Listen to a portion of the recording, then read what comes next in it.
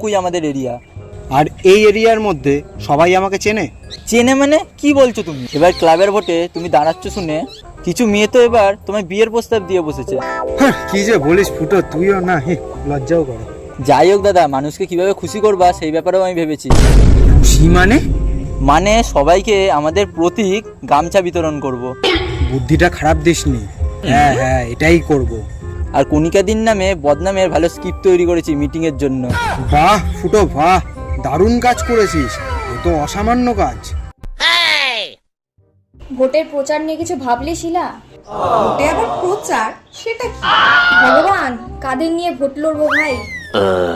কেন গতবার দেখিসনি কিভাবে হরির বিরুদ্ধে ভোট প্রচার করলাম? ও, ওটাকে ভোট প্রচার বলে?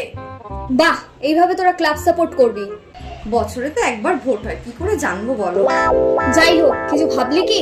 শিখলামই তো, এখন ভাবার টাইম দাও।